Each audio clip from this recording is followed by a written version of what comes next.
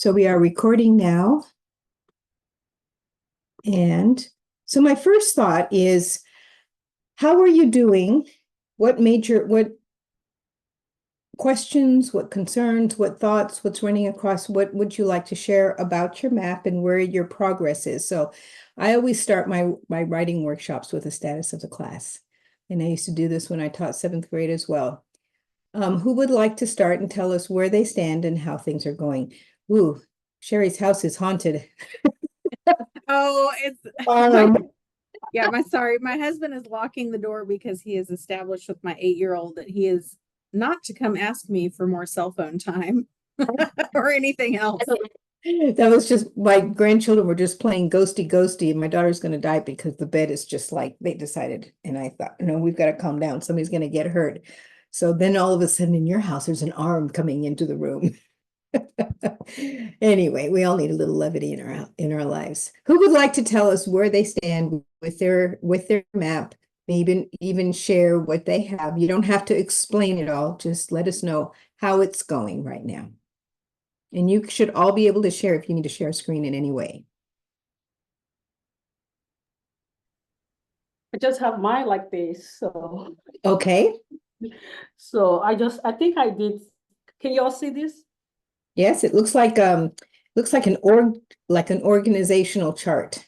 Okay, I don't know if that's what you want us to do, but one thing I started with was to have all the keywords, like the themes, just bring them together and separated them into the container, the exchanges and the differences. So that's what I'm still working on. I'm trying to see where they fit in, and so that's where I am right now. Okay. So you're using keywords. Great. I was hoping that would help all of you start to think about some of the language that we've been pulling out of the literature. Other thoughts? So that's what I did, the keywords from the literatures, and everything's surrounding different differentiated instructions. So that's what I'm just putting together and then separating them in their various places. So each one of those, since we couldn't read the words, we could see the shape of your map. But are those words the keywords, or are they things that are relative to your system? The things relative to the system. Yes. All right. Anyone else? Where do you stand? That's what I was sorry. No, go ahead, Jeff. I was just gonna say the same thing. Mine kind of all went around, or I'm in the process of creating it around like my specific like what I'm going to be working on. Is that okay? Or does it just That's what it should be. Okay, so it could be all literature that I've read. Maybe not everyone else read the same stuff, but it's just whatever, I guess, you know, I read specifically I could include on here though. I think that's perfect because the literature informs your system. It's what you're pulling out of your system. And each one of you will have perhaps similar themes, or you might be, pulling the same complexity language, but the information will be unique, I would imagine. Okay. So that's great. And I think you brought to mind as I'm reading your reflections, and yours came to mind, Justin, because I remember reading yours. I love your colorful boxes, the way you organize it. I just thought, man, it makes sense to me. I can read it. For me, it's linear only because I see the connection from one idea to something else as you're applying it. And everyone's that's why I said, you guys do your reflections the way you think. And there's not a right or a wrong, but you're doing the work. But you have a lot of rich information there. Mm-hmm. So use that and look for patterns in all of those reflections. Yeah. Anybody else? I was just going to say that I've kind of latched on to this idea of nested systems as far as, some of the stuff I read for my annotated bibliography, they were actually looking at self-regulated learning as a complex system where the emergent property was learning as like the outcome thing that comes out of all of those various interactions. And so I thought that was interesting. So it's like one thing is like the concept of that, and then other student attributes that maybe in the literature have shown correlations with testing outcomes.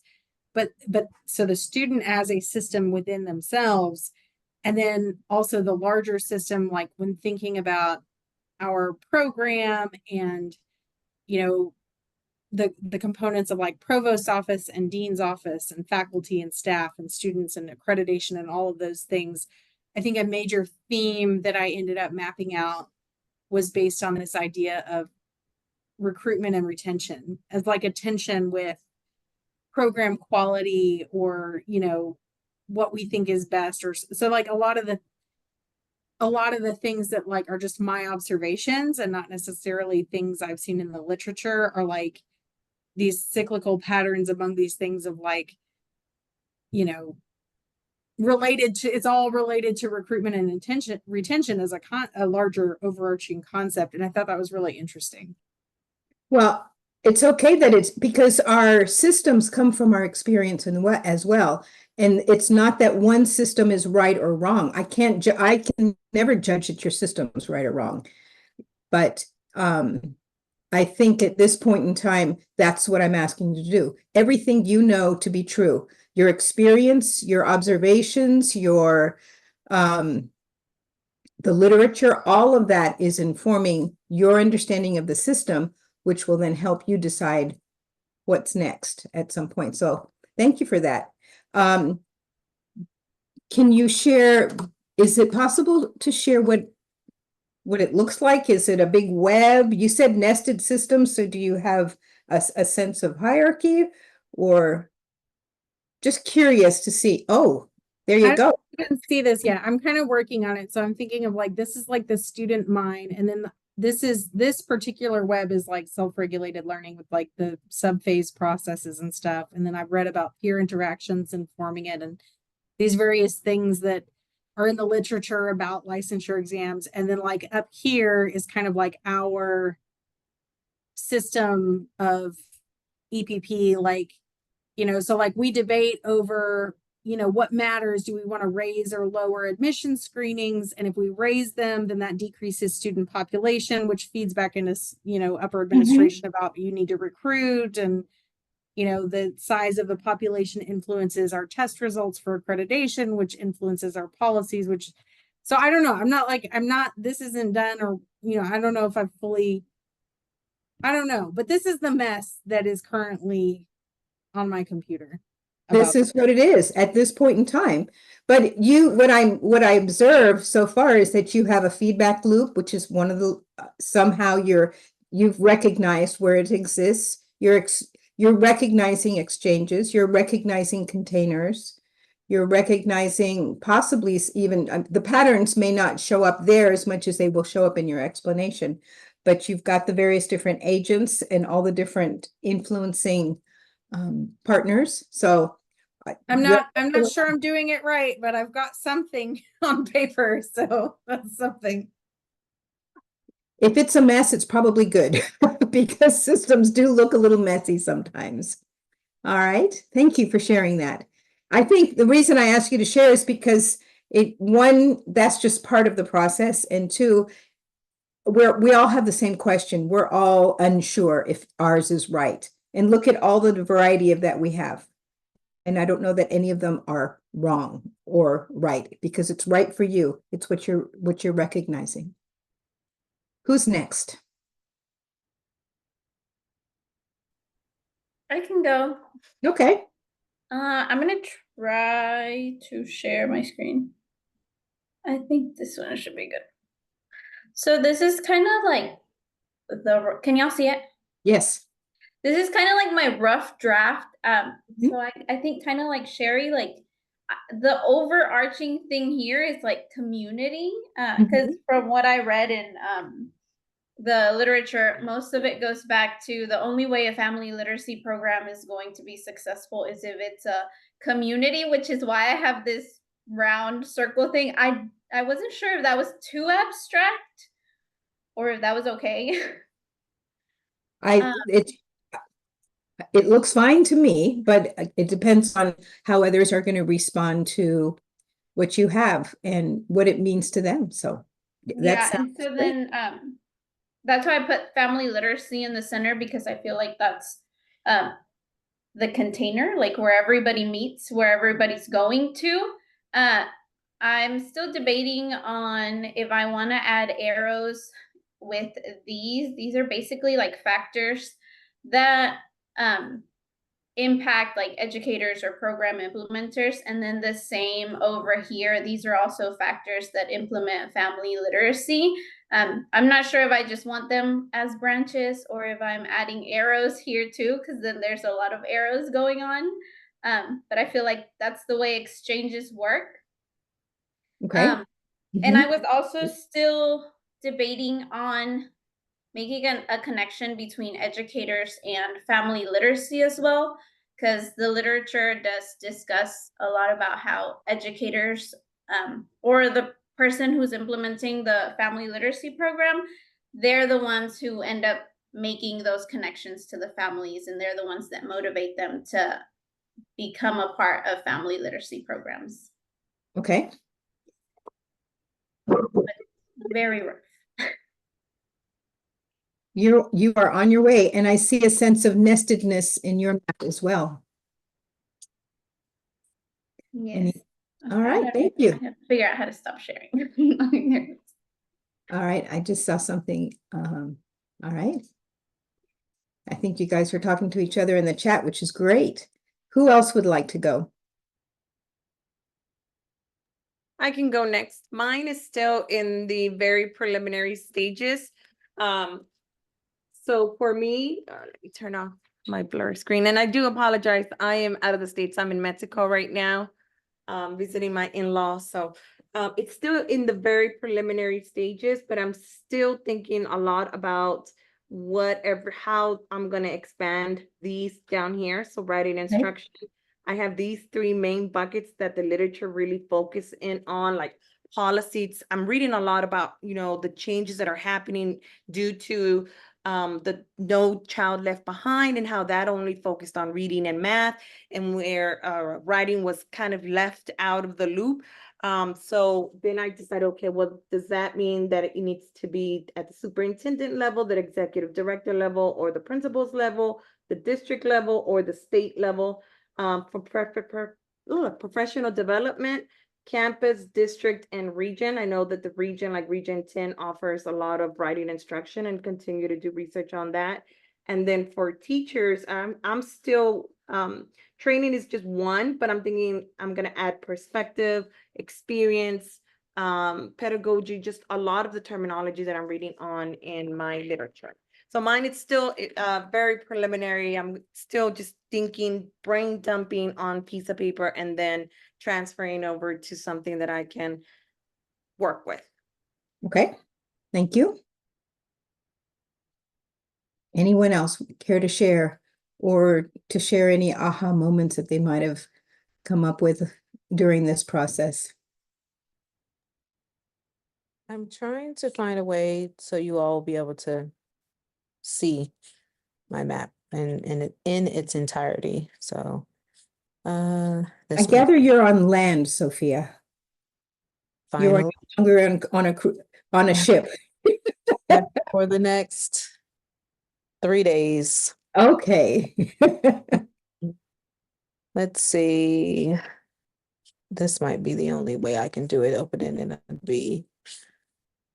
So I've been trying to make sense of things, and this is literally, y'all know my tries. That's number 55, 6,024, 34, because I literally have made several different ones, and finally every aha gets a new concept map. But I was able to this time bring some things together. And so basically I'm focusing on teacher development. And I had to figure out a piece of the piece of the piece. And so I went ahead and I was trying to apply the human system dynamics to it. And on the right-hand side, you see like all the principles. So whenever I would start over here, I would look over here on how I can make some connections and pull things out of it. Let me see.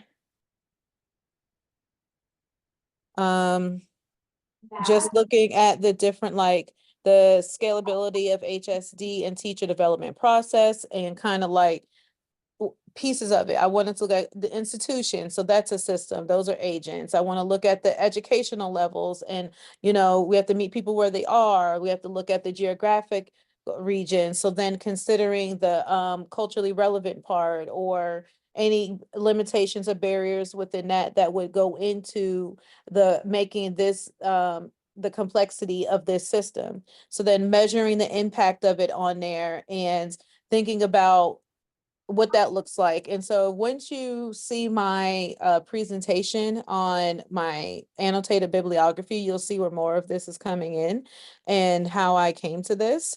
But and then on this side is just breaking everything down that we read.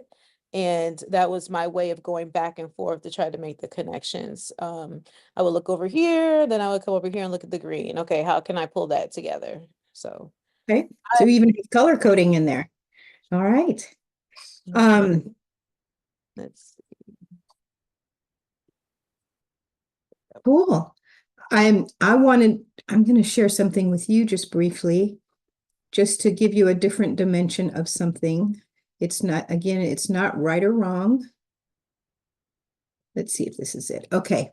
I told you that when I was writing my dissertation, one of the things that stood out in all of that messy data that you saw was this concept of tension. And tension are the differences. So we have the CDE, the differences is the D. And one of the important things that I want you to recognize is that in our systems, we find what we can, excuse me, I'm gonna close the door, be right back.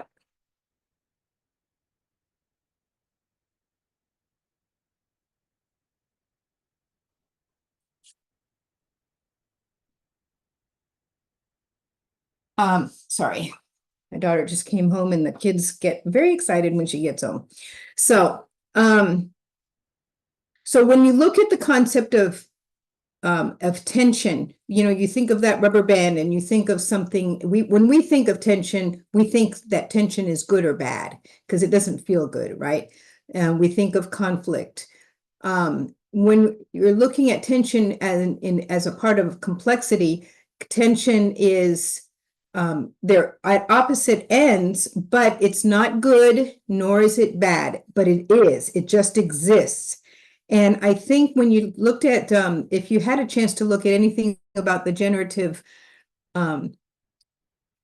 engagement model, it talks about a little bit about differences as well, such as bias and power, because these are structures that exist within a system that the outcomes can be negative.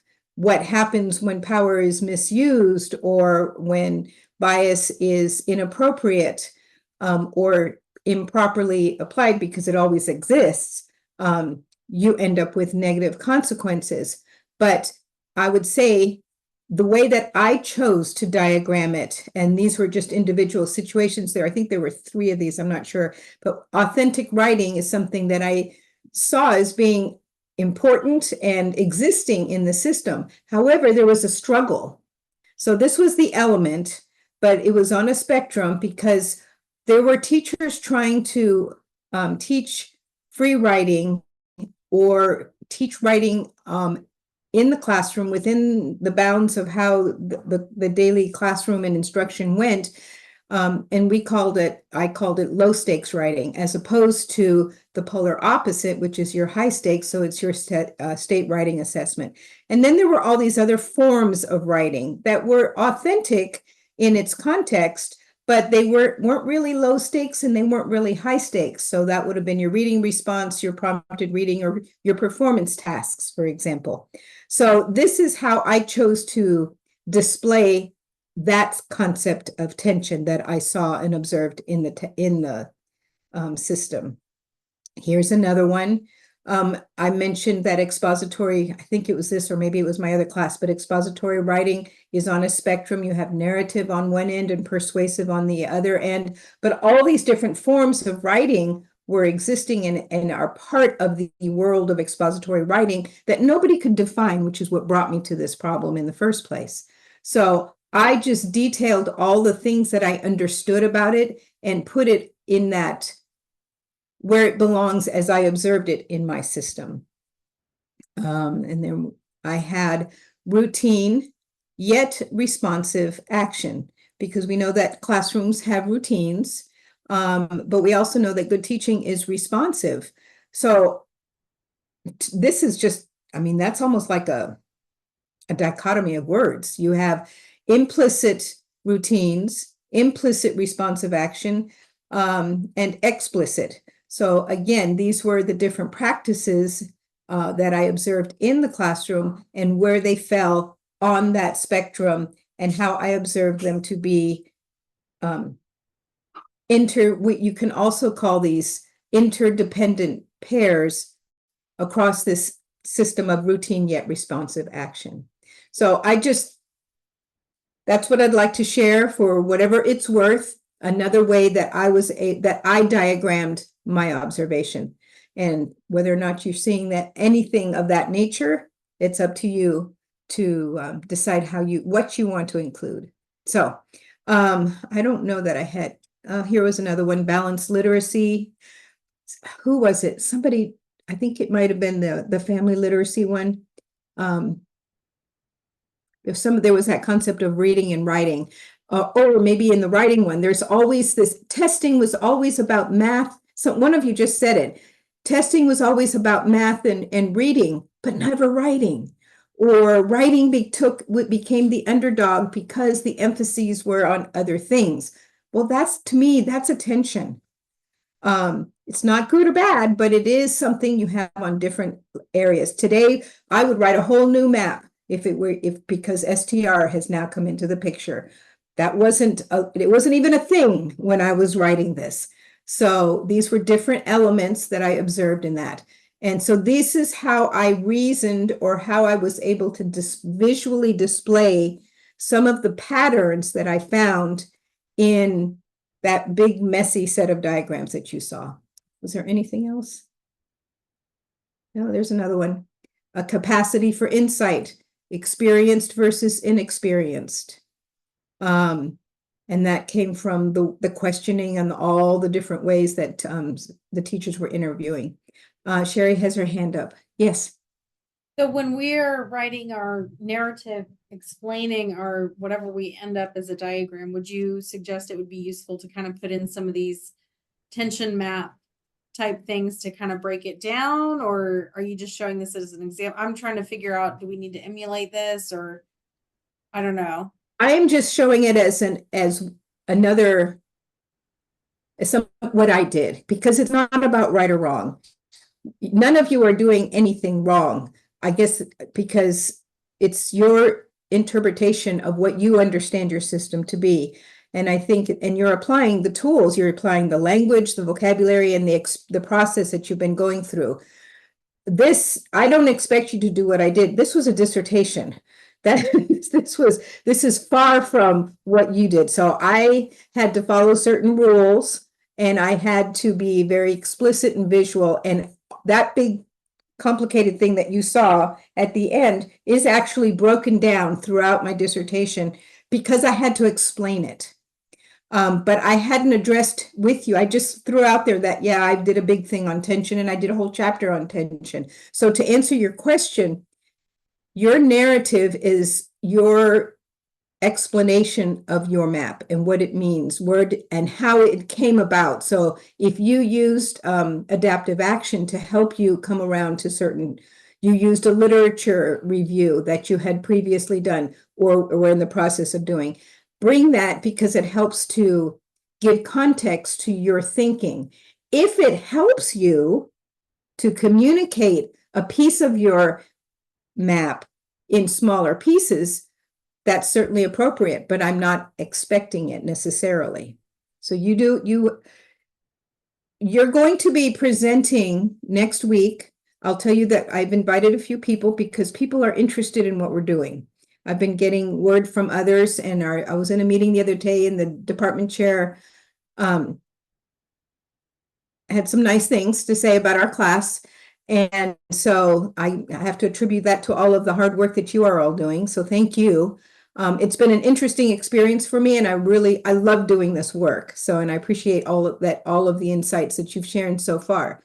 So the department chair, Melanie Fields, and the assistant department chair, Tammy Morton, you may know these people from other courses, have been invited. I know that Dr. Morton wanted to take the class, but she wasn't able to. So she'll probably be there. And of course, Dr. Patterson said she would like, because she's just very interested in the work that we're doing and has been very supportive. So, oh, and I invited Dr. Miller because she's the program organizer. Just because, and I know that I've done some writing with Dr. Miller where we both kind of honed in on HSD, and except I knew stuff, she found it vicariously. And so that's where it stands. So that's not to make you nervous. That's just to be fully transparent. We may have some people, I have no idea if they're coming, when they're coming, or how long they'll stay.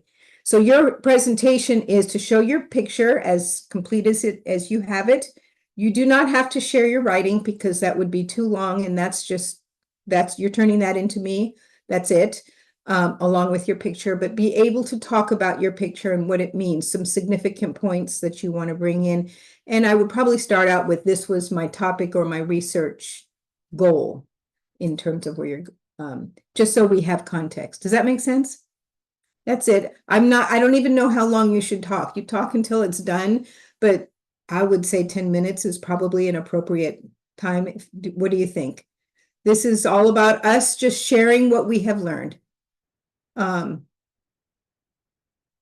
then I went into explaining. See, in a dissertation, you have to explain everything, and you say it, and then you say it again, and you say it again. So that's why this is quite long, but that's all I wanted to share with you, just to give you another dimension of the work that we've been doing. Moving on, let's close that out because you don't need it. And I don't even know if you can see my calendar, but I'm going to stop sharing. Would you mind for a minute putting into the chat box your goals? What do you want to get out of this session for the next hour? And I know one of you has to leave early. Just because sometimes if we can name it, we are a little bit closer. And when I say goal, what I'm going to ask you next is, do you want to go into, I'll open up some breakout rooms and you can self-organize, you decide where you want to go. Maybe you can ask each other questions or go into more detail with each other about what you have so that you inspire each other. Use the adaptive action cycle. Use that inquiry process to help draw each other out in what you're pulling out, what you have there. And I'll be popping in and out, unless we all want to stay in the big room, but then nobody's working, we're just looking at each other.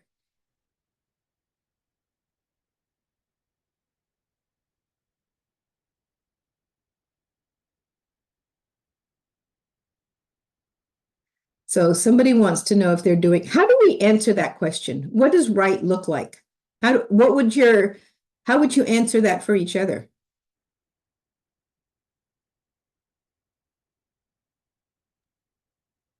I think and I don't want to speak for Sherry because I'm pretty sure. Are you typing your answer, Sherry? Oh, okay. No, that was Sandra. I think when I ask, like, is this the right way? I think being new doc students, we don't know. We're a group that needs like these examples. Like, this is the bottom, this is where we want to get you at, right? We're a pretty concrete group, but then, it right now in the journey, it's not that. You need to be more abstract. You need to kind of get muddy and find your way. So I think that's why we struggle and why we say, are we doing this correctly? Because we're so focused on, what is it supposed to look like in the end? And for me, I look at everyone else's and I wish I was trying to find a way to like show the different connections like Sherry did and doing the lines. But for me, it just made me go crazy because I'm like, where is this line going? I want it to be intentional.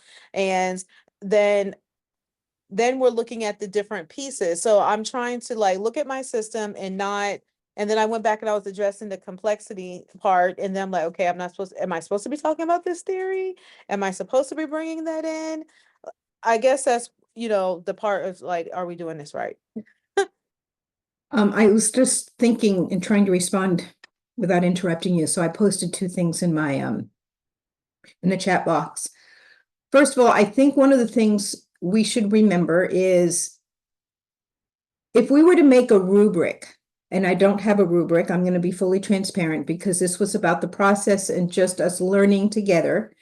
And you're doing the work. There's no doubt. I can see that just with what you provided, and look at all the writing you have done in the chat box and in your reflections. That's clear. So and remember when we went back to that whiteboard and I asked you to post what you understand about complex systems or complex adaptive systems. The thing about the adaptive is that there's generative learning going on. Things are constantly changing. And you're trying to create a sense of movement and adaptation, as opposed to just being the static complexity, messy thing. So one of the things that I think is what makes it, if I wanted to make a rubric, I would probably pull out terms from there. Like, so we understand that there are relationships. We understand that there's different agents. We understand that there's a nestedness. I guess I could pull up that whiteboard, and I'm just trying to recall, but I don't want to distract us I can pull it up in a minute. We understand that there's that ideas emerge from one system. So when I look at, I'm going to just pull this up for lack of anything because it's right in front of me. Whoops, here's the camera. So let me put it in front of the camera instead of the screen. When you see these diagrams, and you probably see them in the adaptive action book, there's a system. You have your agents. They're different. They have different colors. They have different shapes. They have there's a sense of boundary, but you also have these dotted lines or something to show that there's a connectedness about it. It's not, this one is not defined very well. It's really just meant to show the container, the differences, and the exchanges. So maybe if nothing else, your map should have something that defines the container, something that defines the differences, and something that defines the exchanges, because those are endemic, those are generic concepts of complex adaptive systems. I think I would avoid something that is completely linear, because we know that complex systems are not linear.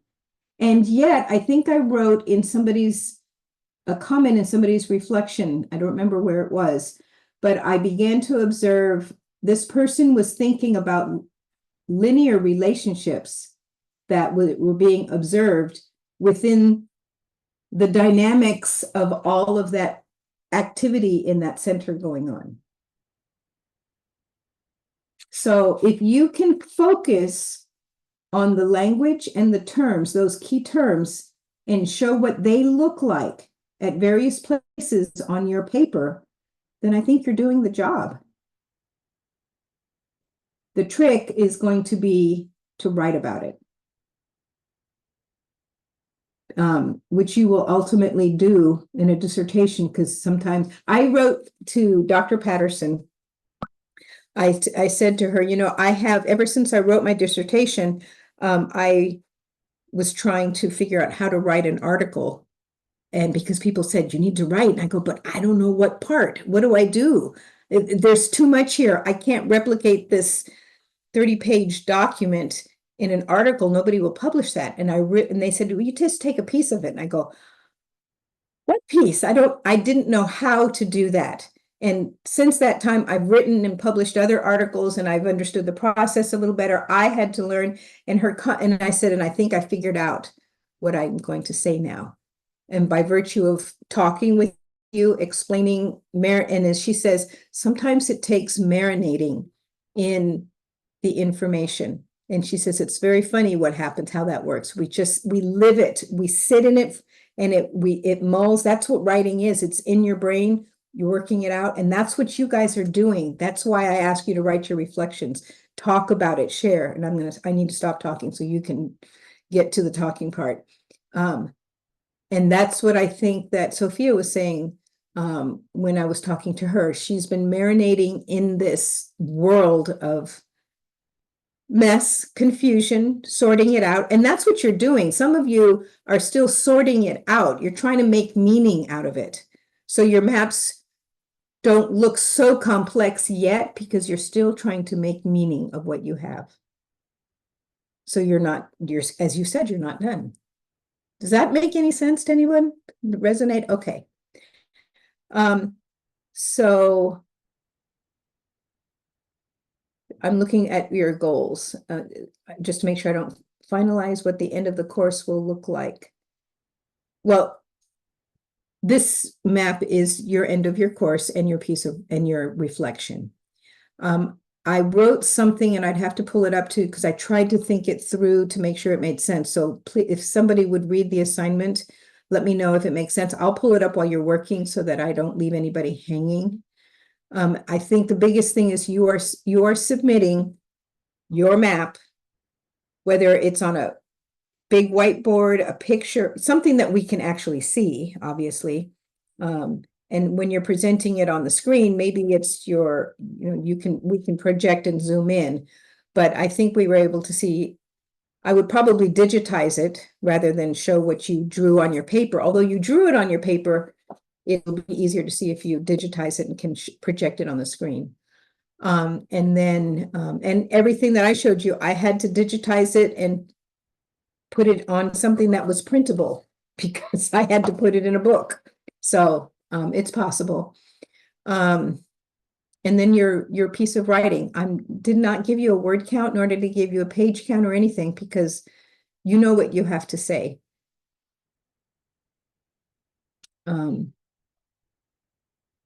That's it.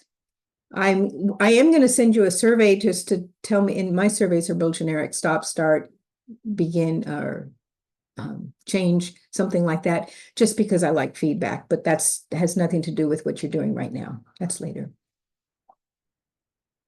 So next, do I see any other goals? The biggest thing was that you were trying to figure out if you're doing it right. Are there any other goals?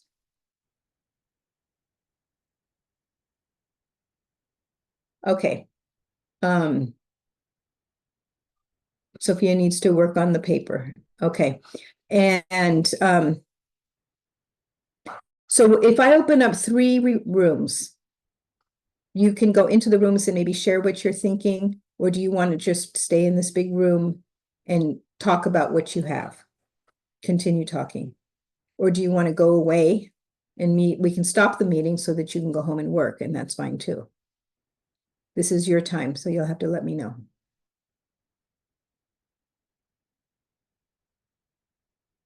Does anybody need to talk it out with a friend? Okay. One person says they want to stay in the big meeting.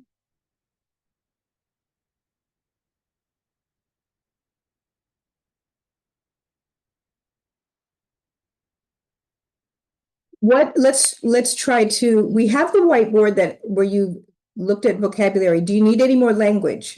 Do you need any more terms?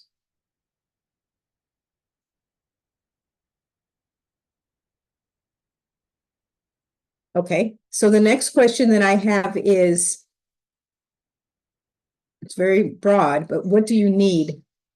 Do you need affirmation that it's working, that it makes sense to somebody else? Because I think that's what I hear when it's, am I doing it right? Okay, and you're welcome to log off. You don't have to stay. This is your time. What I would recommend then is that somebody start talking and explaining what their map is so that we can get an idea of and we'll ask them questions.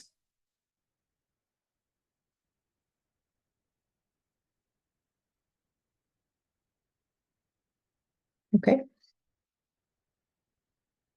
Some of you are feeling like, okay, I just need time to work. In a regular writing workshop, that's, you know, at this point in time, I would say everybody go write.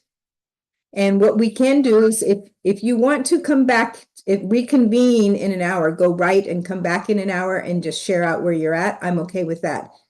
But that's, we're cutting into your time, so you just have, I can come back if you want to. I think for me, I just need to figure out how to conceptualize, like when I'm trying to model it, it's maybe a little bit of feedback would be good. But I think I don't need to explain the whole thing, I don't think. I think maybe like a little section of like, is this okay, would be enough for me to just go off and keep thinking and see if there's other stuff I can add. Well, can you just reproject yours and we'll give you some feedback on what we see and what we like or what we question?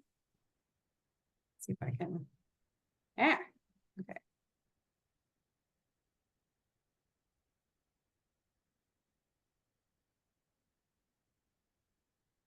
All right.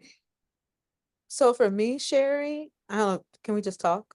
Mhm. All right. So first of all, I like how you were able to like really put it into a visual. I struggle with where to begin at. I feel like it's a lot of information. And if I am trying to, okay, this is what she's trying to accomplish. Like if I did not know, if I was just somebody looking at this and I was just observing the class, I wouldn't have an idea as far as where you want to start at or where the beginning is. And then I'm trying Yeah. to link in the, if you scroll down to the head Yeah. part. Well, so first of all, in this bit, that's the whole point, is that there is no beginning. It's all cyclical and it's all happening.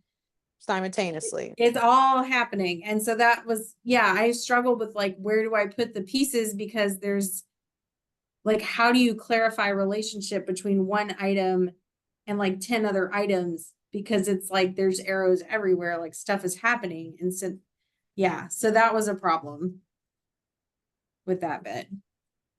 The goal is though, for what? So in the end, I think that may, and I could be taking you to another level, right? So what I would say, if everything's happening at the same time, and these are the systems that's all occurring, what is the goal here? Is the goal to figure out how to answer some of these, where is it? So the Like, goal is to, I mean, the goal is gonna, I see two possible goals. And I think that depends on who you are. The goal is different depending on who you are in the system, right? So Okay. from my perspective, as someone in my position in this system, my goal is to increase this aggregated test results box while maintaining an increase in this student population box. In other words, I just want all students to pass the test and not fall off the face of the earth and have to leave the program. That's my goal. Right. But like my upper admin and my dean's office goal is butts in seats, let's get enrollment. So if that means you pass the test, great. If not, whatever, I want enrollment. And so, and the student goal is like, well, I want to be a teacher, which does mean passing my test, but does that mean the first time or the 10th time? Do I care? That's going to vary by person. And so I think that's part of what makes it problematic, is that like, depending on who you are, your goal might change a little bit. Maybe focus, and this is just me. If I was to say, okay, how can I take this and make it digestible? Maybe taking instead of looking at all the systems that are interconnected, talking about like your part, right? And then branching off in one piece, like what's affecting your system, and not maybe going into detail with each one of those effects. Like, so if you are aggregated test results, okay, what affects your system? These all affect your system, but do we need to address each one of those individually? Does that make sense? I don't know if I'm making sense. Yeah, I mean, like, and the way I conceptualized it is like the yellow stuff is kind of like the stuff I don't have total control over these things, but I have some influence over conversations about these things. These are all kind of like accreditation related things, kind of in the middle of this system. So it's like, if we change, we could have a conversation about changing admission screening to try to only admit people who are going to pass the test, or we could have a conversation about program design, about how do we design our program to support anybody, no matter who's admitted, to where they can be successful, or how are we structuring testing policies that help people? And I don't know.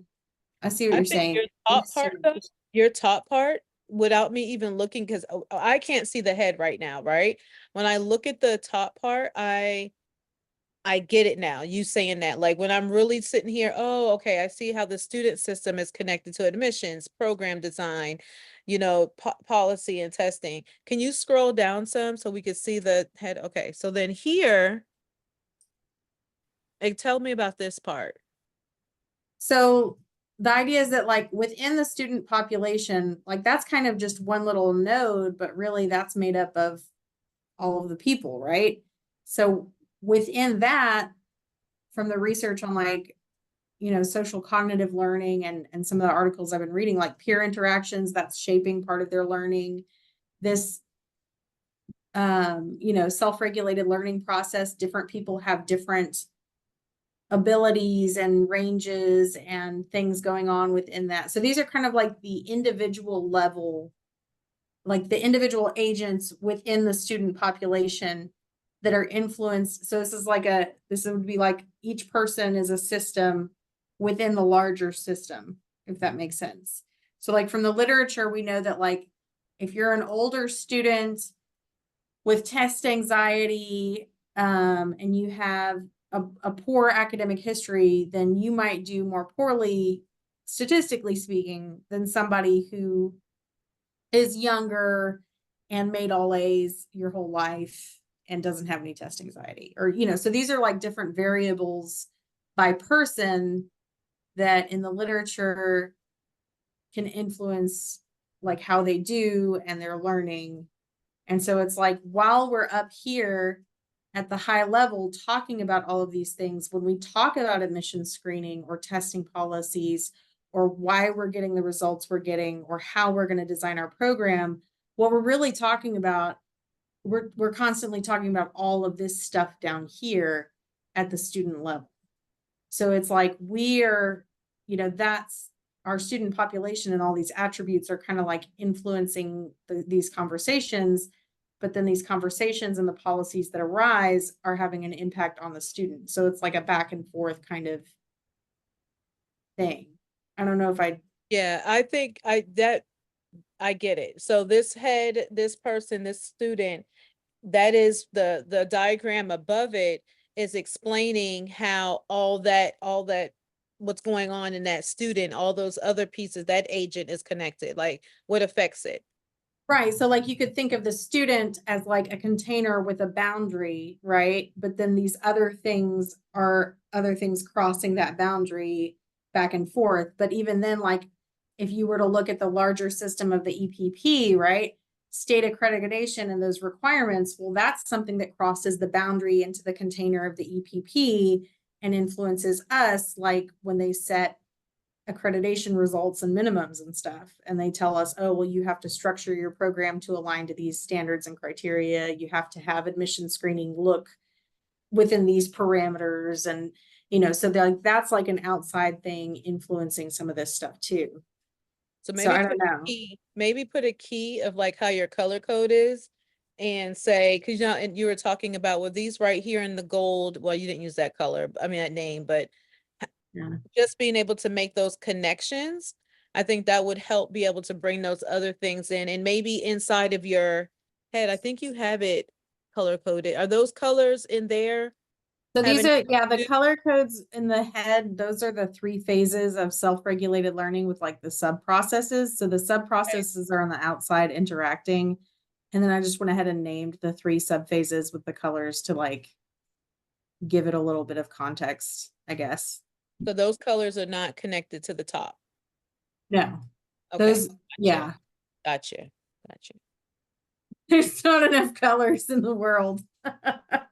No, I just was, hopefully I'm not making this difficult. It's if it's. the No, question- it's good feedback because it's like, yeah, it's like the more complicated a model is, the less useful it is. But I'm just Yeah. having trouble trying to like hone in on like, Well, basically your top is what is,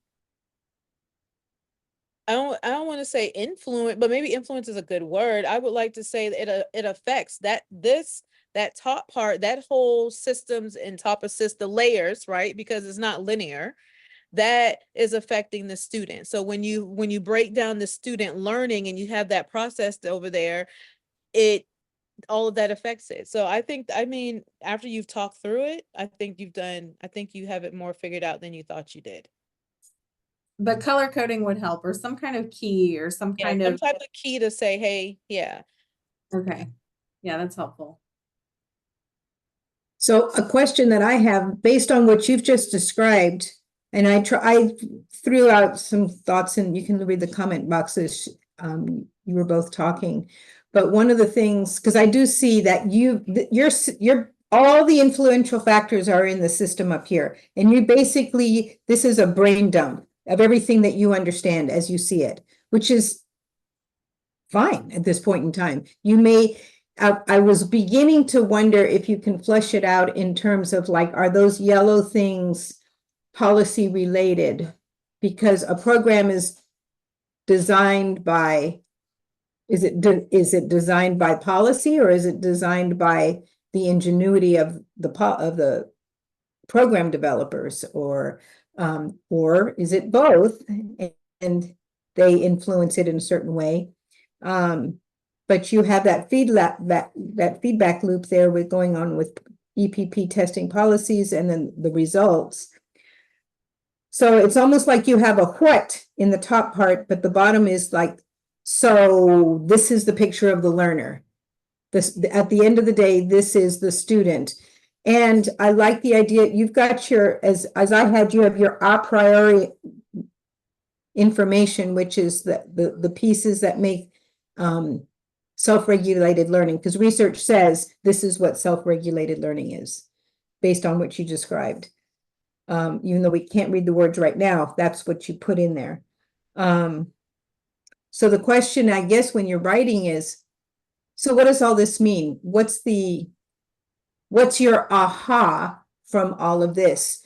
And maybe it's something related to keeping your research question, realizing something you hadn't realized before.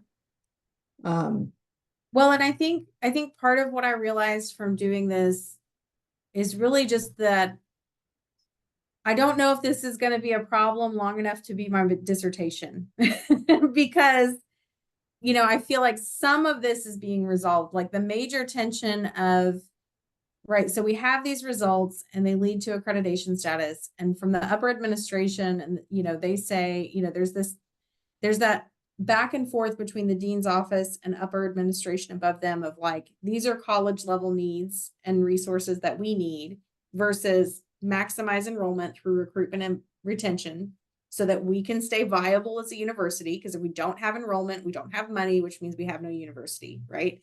So there's that struggle of like, enroll them all, but we really need to do this, enroll them all, we need this. And then like that filters down from the dean's office to faculty and staff of, okay, you really need to enroll them all because that's what we're being told, versus, but what about program quality? And it's like, we need 1 million teacher ed people. And it's like, what if not everyone should be a teacher? And it's like, butts in seats, but we need this. And so they kind of like go back up and, you know, try to do that. And so from that overarching conversation that influences faculty and staff, like one of the major debates that we have, that this kind of like this triangle thing is like, okay, you know, there's this back and forth over what matters, right? Do we raise quality by raising admission and standards? Like, do we want to raise the quality of who's coming in, or do we lower the standards in order to recruit more people? And then that leads to changes in these admissions. Maybe we lower standards, right? But then that influences, you know, the increase or decrease in the population, which is going to influence our testing results, so anyway, all of that to say, the major argument out of this is that the one piece that doesn't get enough conversation is this tension over covering everything that the state says we have to cover, and then doing a good job on preparing people for the exam, right? Because that's like a separate tension of like, you know, how do we do everything that we're supposed to do and still do this other thing well? Because there's just too much, which is the the lifelong struggle of all education is there's just too much to cover. How do we do it all well?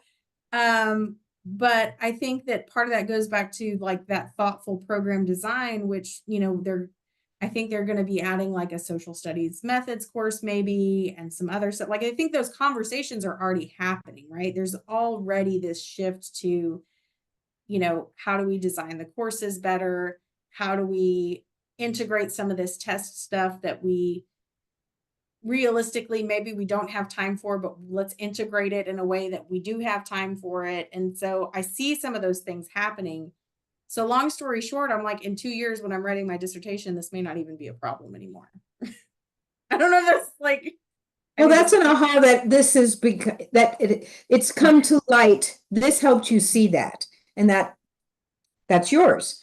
I was starting to write something about, as you described this, what's that shared identity? Because you have brought in so many different facets, but I haven't heard, or maybe the system, maybe the powers in the system haven't defined a shared, what is there an identity? Is the identity to maintain that we want to pour out as many teachers as we can into the world, that doesn't matter if they're good, bad, or indifferent? And so, because if you have that tension of we just need numbers because we need viability, because we aren't a university if we don't have enough enrollment, that means we accept everyone, and who cares about the test, because that's just a thing they have to do, and that's their problem because it's part of certification. So we're not about pumping out good teachers, we're just about pumping out teachers. Is that part of an identity, or is the identity well-trained, knowledgeable teachers? I see that, but I think it's not about like who cares about the quality. I think that the people who are about kind of opening the tent, if you will, and letting more people in, I think their perspective is on, no one is born a fantastic teacher. If you are, you're one in a million, right? Their thing is like, let's bring the people who have a passion and let's build them up. So you have the build them up camp versus the some people are cut out for it, some aren't. I think both camps are like I think everyone's interested in producing a lot of quality teachers. I think that's the end goal, right? Like no one I've come across has set out to say like, I don't care if they're good or not, let's just get them graduated. Like I haven't met anybody like that. I've met, they want us to produce quality teachers. Like as a university, like that's our thing, but yeah, the ideology of like what can make a good teacher or what a program can or cannot do, I think that does influence the way people are coming at this, as far as like what goes in the recipe to where when you have the cake popping out of the oven, you've made a good teacher. I don't know, like what you just described, I didn't see that, and maybe I didn't catch it, but what you just described to me is you were talking about ideology, and that's unspoken. And the ideology is I think contributes to one's identity, which contributes to the container, because at the end of the day, it's a university that aims to produce teachers, and it would be kind of silly for them to say we aim to produce warm bodies and not produce quality teachers. But it's not that simple. Like you said, there's other things that factor. So maybe that's a piece you have to flesh out. So when we look at patterns, as you have brain dumped all of this, reimagine in all of your work, reimagine the relationships or regrouping of categories that you have. And because ultimately, and this is almost like a rehearsal for what you might do when you do your dissertation. You're going to have all this data and all these categories that you've identified, but you can't keep them all. You're going to Right. throw some out, you're going to keep some, and you're going to consolidate and regroup. And that's when because it's this constant recoding and recategorization. That's part of research. So I'm thinking So I'm wondering if I maybe need that's to an approach. throw my focus on, I think I'm starting to conceptually get it. So focusing on the identity of basically as a group, faculty and staff, because that's really what I have more observation of at this point, right? Like I don't have a lot of direct student observation, but just Right. thinking about the system of faculty and staff as that container being the common goal of we are here to produce teachers. We all want quality teachers, right? Like that's our sameness. But we do have these differences of or tensions of ideology on how we get there, how these different pieces of things that we are interacting with need to be changed. Like I could almost see that as like a dichotomy for each one of those things in that diagram, right? On program construction, on test approval policies, on admission policies, like each one of those things could be a gradient from one side to the other, where it's like on this side you think this thing, on this side you think that thing, because there's this back and forth. So I probably need to sit down and figure out what that looks like. I 'Cause that think would the probably be see, cleaner. You just theory, narrowed that focus. yeah. And the other thing I just heard in your description was this idea that you've got a faculty ideology or identity of some sort. There may be tension within that, but so the faculty, like you said, people, what makes a good teacher?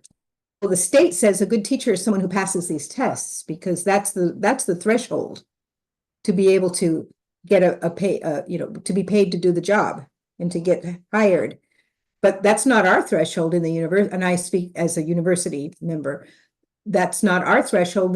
Because I think that you're right. There's lots of, or my observation when I say that is there are people, I have met students that are they're fantastic teachers, but maybe the grades they got in classes didn't, if we only judge them on the grades that they got in classes, we would have a different number than when we actually see them in action in the classroom. And those of you that are administrators perhaps have seen similar situations that are similar. So what makes a good teacher? I mean, is part of that, those questions. Yeah. And that absolutely. informs your system. Yeah, there's so much to think about. And I think that to narrow the focus on how you write your paper, you're talking it through now. And what I'm hearing is to organize your thoughts in the paper, which is going to be the hardest part, organizing around those key terms like the container, the differences, and the exchanges, because that gives you a set of order that allows you to focus your attention as you're describing what you put on that paper. It's just, and they're the terms that we use, maybe then any patterns, which you begin to see were some patterns based on you talking it out and rehearsing it. Just my thoughts. I'm like 50% there, but I also feel totally lost. So I will look at it this weekend and come up with something that makes sense, I hope. Well, and I do think color coding, I like that idea because it does at least help the viewer make sense of what you're looking at. And we're not guessing, but because I remember being told you need a table, you need a key on yours, and so I created a key. But anyone else? Would you like to go off and work, or would somebody else like to go through this process? You feel free to dismiss yourself anytime. You're not offending anyone. Thank you, found Sherry, for the- putting the yourself out correct, there. I showed y'all the wrong map thingy. I deleted that one now. Oh, you but- deleted it. Oh dear. I Yeah, hate because if I keep it, I'm gonna keep considering it and I'm gonna find it again. So I found the correct one because I was like, wait, that's not the right one. It doesn't have my containers and things like that. I think for me, I'm just trying to get to the point where Sherry is with her diagram. This was helping me kind of map it out so then I can make the connections easier. The other one, the colors matched on each side. On this one, I was unable to do that because it could go in many places. And so I don't know what I'm doing. I don't know what to do next, I should say. I can kind of blow this up. I know it's hard to see.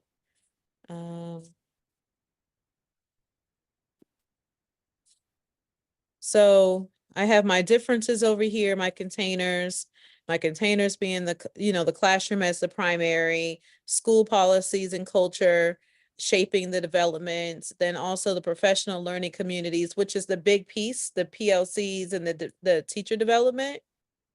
And trying to look at the systems within that. So I really don't know where to go from here is, I guess.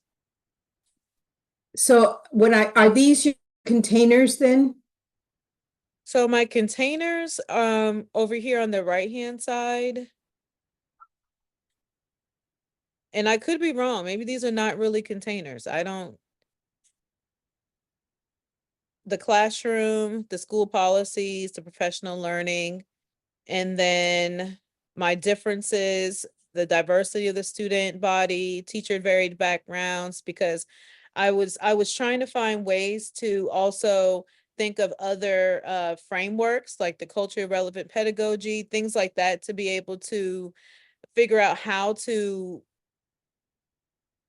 develop the professional development. And that's where I was going back and forth with, like, I didn't know if I needed to talk about this professional development and the breakdown of that, like that as the system, or should I talk about the systems that are interconnected to the professional development of the teacher.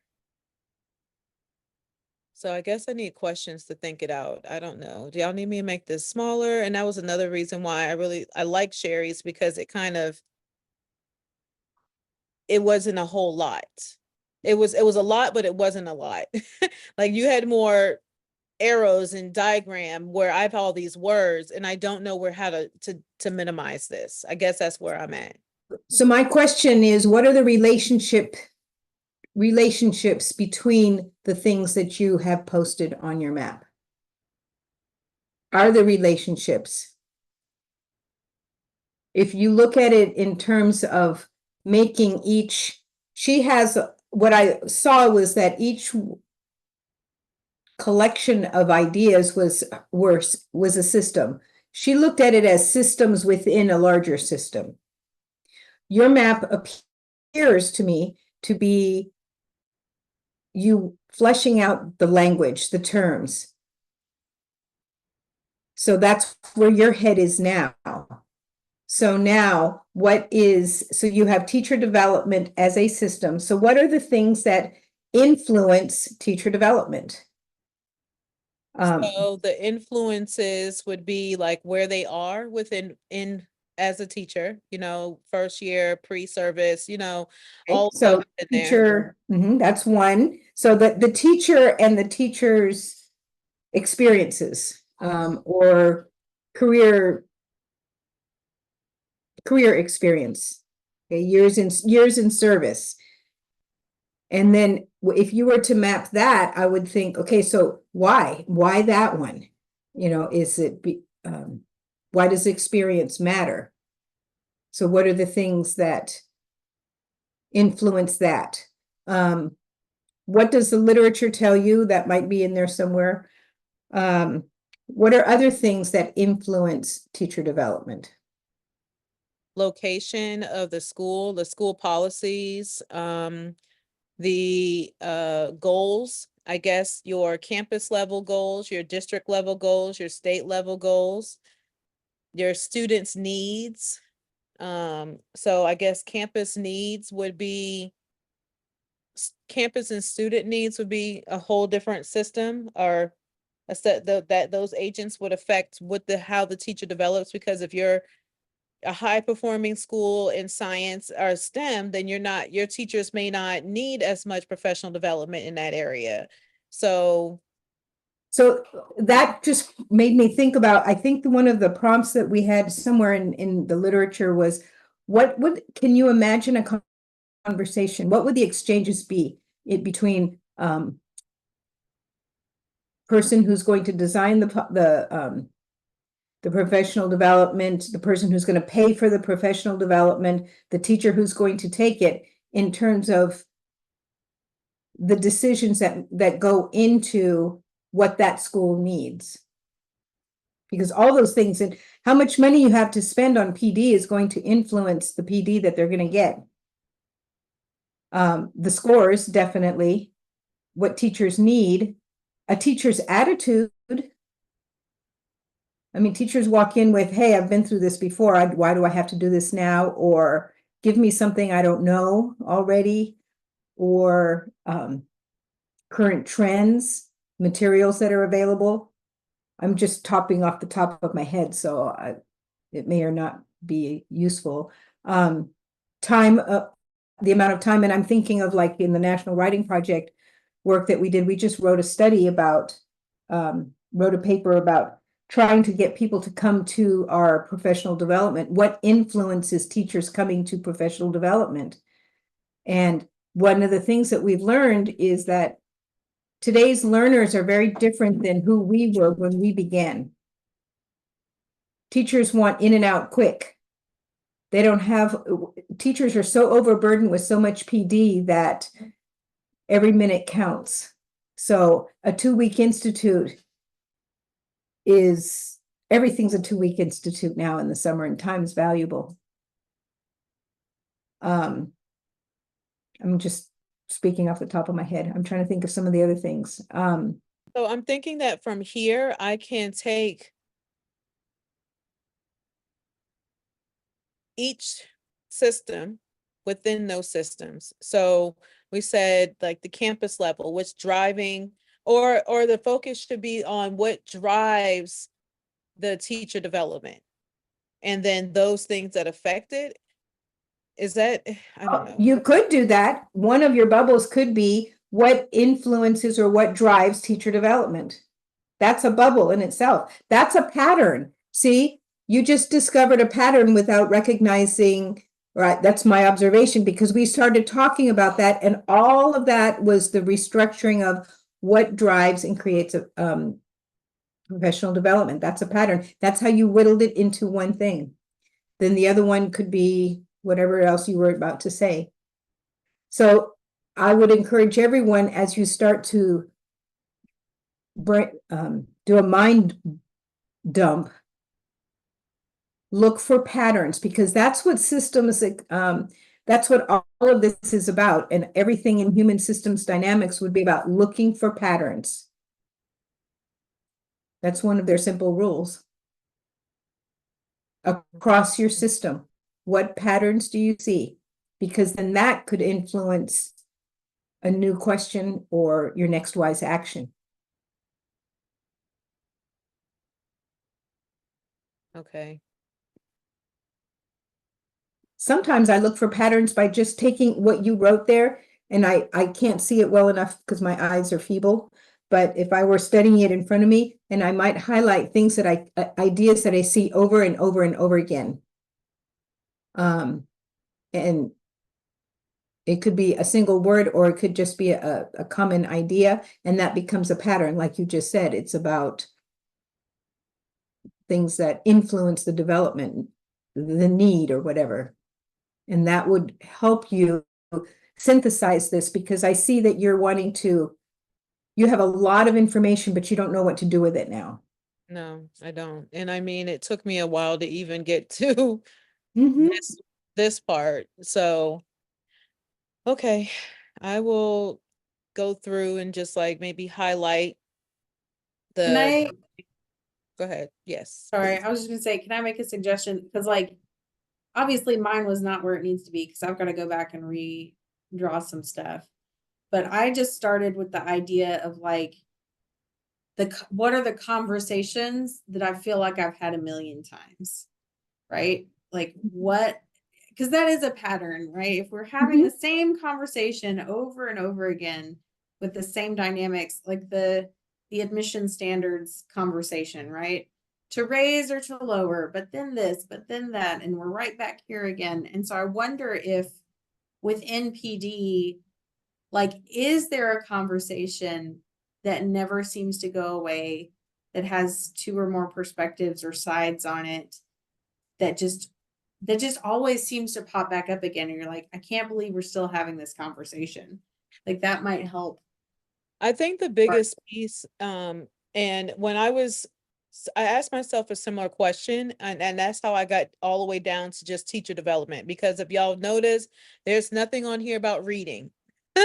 There's nothing on here, about RTI and all of those things. So I had to try to find a way to, break it down some more, and like, what is the overall arching, everything that the theme was the adult learner in the class, in the adult learner. And that's like our last class when we were looking at the adult learner. That's what really helped me make the connection and say, okay, the elephant in the room, or the thing that keeps coming up is accountability. That's a big piece, and I was trying to figure out how I can pull that in. And then I was told that anytime you put and, that's a whole nother topic, right? So, and then there's a whole nother piece, like that's a whole nother set of parameters. So I was trying to bring it down. And when I, even from here, bringing it down some more, when you think about professional development, yes, there are a lot of professional developments, but I think what happens is that we get caught up on the buzzwords, or we go, for instance, in some districts, oh, this is the curriculum. The teachers are tired because we don't ever stick with things long enough to get, to do it again, or you get an introduction to it and there's no follow through. So those are the things that come up a lot when you talk about professional development. It's like, okay, all right, here's Reading Academy. What's next?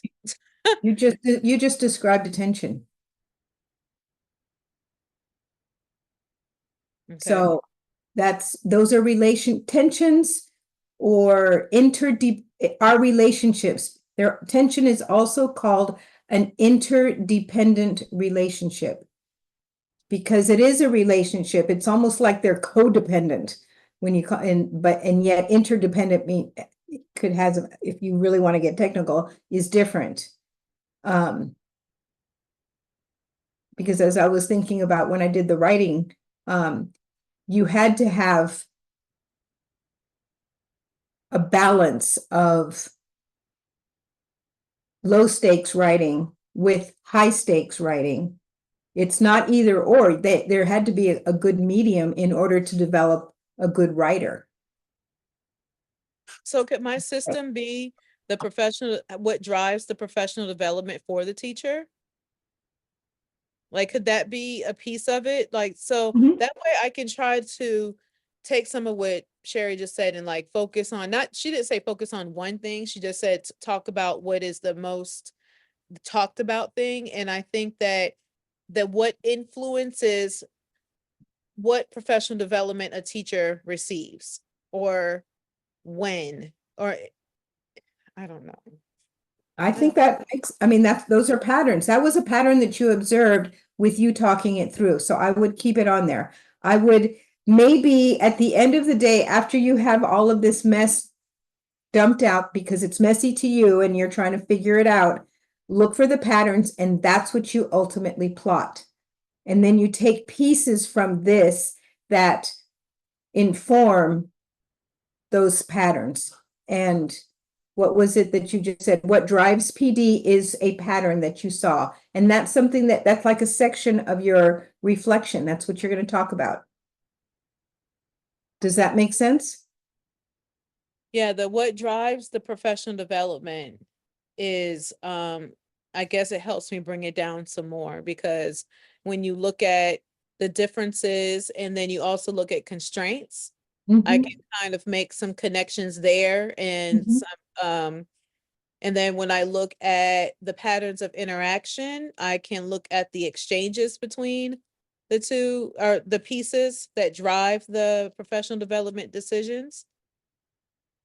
Okay, maybe I'm getting there. I'll stop sharing.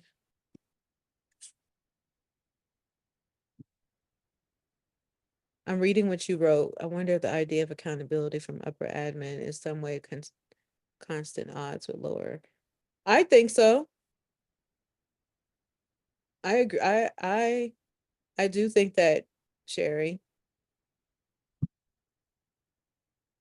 And I think one of the biggest things is, especially with both you and I, like our research and or our thinking, like you're trying to find a way to have a higher completion rate. Like, you're trying to find to where students are graduating the program and what can you do within there. One of the biggest things that I would say that may be able to help you, even if this is where you're going to stick with, is talk to students that successfully completed, and you may have already completed a program. Like I went through Texas A&M Commerce Reading Specialist certification. And when I was fortunate to take the test and pass it the first time. However, for me, it wasn't so much of my self-directed part in there. My why was different. My motivation was different in the way I connected. So I call her my bestie, Whitney Grammer.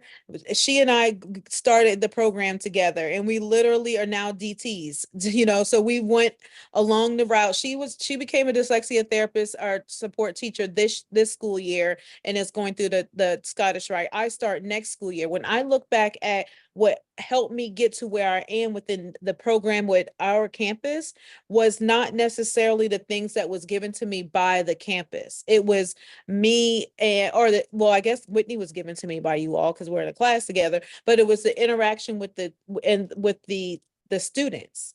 It was seeking out other things. It was, what was difficult was not having access to the professors at the level, because when I compare my master's level interaction and my doctoral level interaction, and I've had three of those professors, I've had way more interaction with them and I've grown more from them in my doc program than I did with my master's program.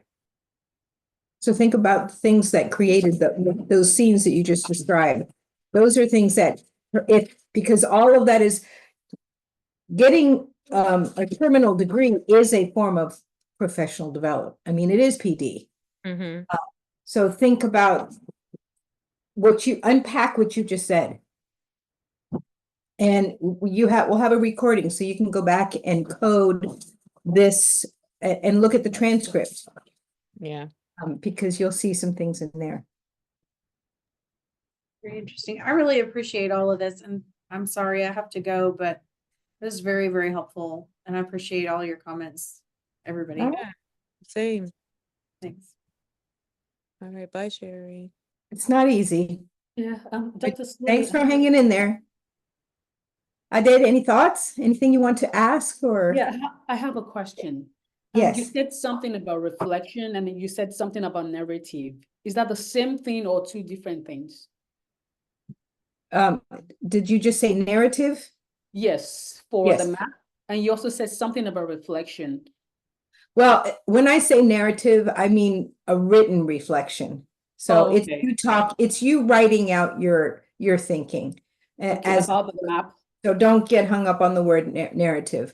What I don't want is a list of stuff. I want something that kind of you telling the story of your map, how you got there and what it means.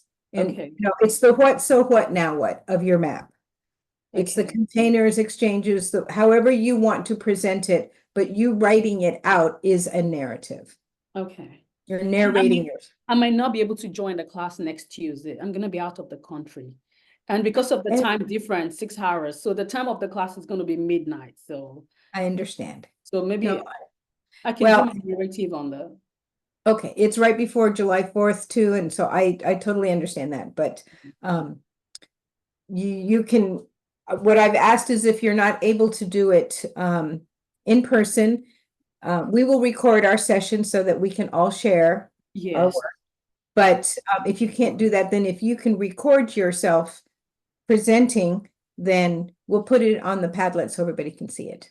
All right, thank you so much. If we have time to do it in class, we will, but we'll see. We'll just see how it goes. And I think I have a better idea now, and I'm changing my map as well. So I'm beginning to make connections with all of those Yeah, So, it's a process. I don't expect it's not a right or a wrong. It's about you being able to describe what you have. yeah, and it's very overwhelming. Too. It is overwhelming. I totally understand, and I'm sorry. I wish I could make this simple. And so many of us come into these programs or have achieved what we have in our careers because we have the right answer, Yes. or And I we think want they should the make right this class. answer. I think they should make this class not in the summer, so people can actually synthesize with the class. Well, There's a I'm lot gonna to learn from this. There's a lot to learn from this class, but we need a lot of time to you actually. need more time. Yes. I So recognize how I would change how I taught it too, because again, this was just so that you know, this came about. There was an invitation to faculty to teach a special topics, and we were invited to propose. And I said, I would like to teach this, so I proposed, and this is it.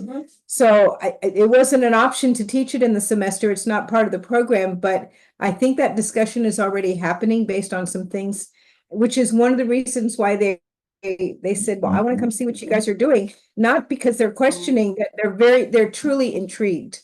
So, and that's an attribution to all of you and all the hard work you've been doing. So thank Thank you you. so much. And because we have a wonderful professor too, and you're always available for us all the time. Thank you so much for that too. Well, I know that this is hard work, so thank you. And Well, I'm good luck. beginning to make more sense with those different kind of tools, the HSD tools, the CDE, because because I also watch videos about them just to get more, and I think I'm getting more. It takes time. I'm not an expert. I am still learning. So what I do know is that that inquiry cycle is a difference that makes a difference. We just have to keep listening and asking questions until something gels within us. And by drawing it, it helps to make sense out of it.